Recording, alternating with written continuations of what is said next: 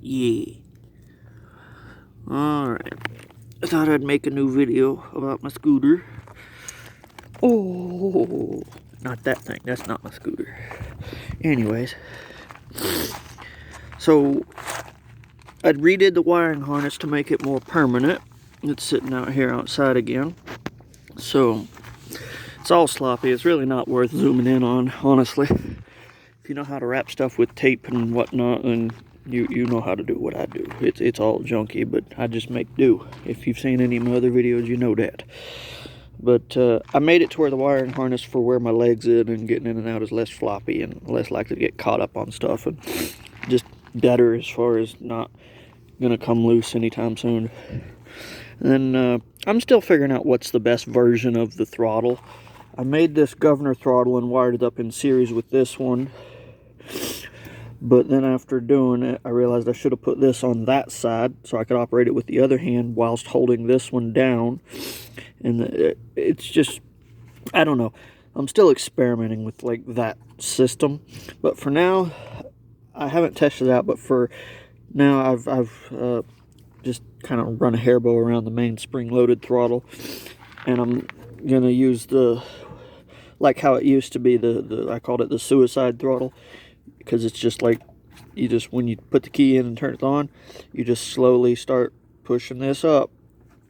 And it stays wherever you leave it. Like a cruise control, but, you know. So, and I suppose an emergency cutoff would just be pop it up in reverse. Because it does that. It won't go in reverse until it comes to a complete stop. But that cuts the throttle real quick if I needed to. So, and then I've got my electronic brakes set up, which this thing don't go fast enough really for those to be worth a damn. That wheel only produces enough braking force at around 10-15 miles an hour.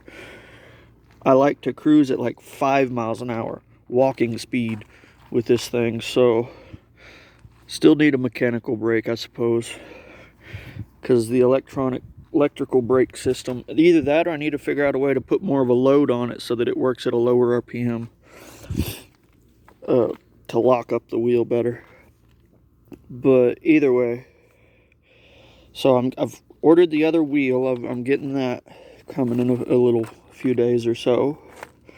And yeah, the dash is just made out of a baking pan, and then I JB welded all the components because I didn't feel like being precise, so I just made good enough sized holes for the components and then just kind of glued them in place with JB Weld.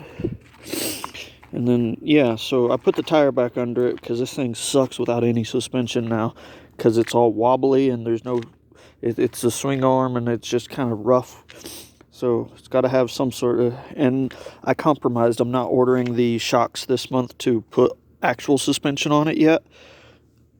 I just didn't quite have enough money to do that, and I had to compromise that since this tire does work good enough for now. But I am getting the bigger tires, the other ones, so now I can finally bolt them both on. And once I do that, I can start working on the fender and then get all that rear section figured out again. And then I've also got to get bigger wheels for my wagon so that the hitch point works out. Otherwise, I got to change things up there if I don't. So that's what I'll do. And I've been leaving this one here because it goes the other way around for the way I designed the snow plow, which we're about to get some more snow. We'll see how thick it is and might actually test the plow out, because we stopped getting snow right when I finished making it. And the plow, actually, because that goes the other way around and goes down in, and there's some springs in the plow. The plow is actually over here. I keep it out here now that it's done as decoration, but I will be redesigning and making a more, like I said before, a swing arm bit that actually has a pivoty bit and allows it to kick back and up like a plow's supposed to if you get hung on a rock or something. But I took the lazy way out, and it's just there's some springs in there, and that pipe piece goes down in that when that pipe piece is turned the other way around on my hitch, and it keeps tension on the front face of it and keeps it on there, and then you just kind of drag it along. It means you have to lift up the back end and drop it in it and all that, and it's kind of annoying. But I wanted to get it going real quick, and I just We've done fooling with it for a while. Later on this summer or sometime I'll redesign the, or not redesign, just add to it, really, and just make that swing arm bit. But that's the plow. All my wood shavings here where I whittle.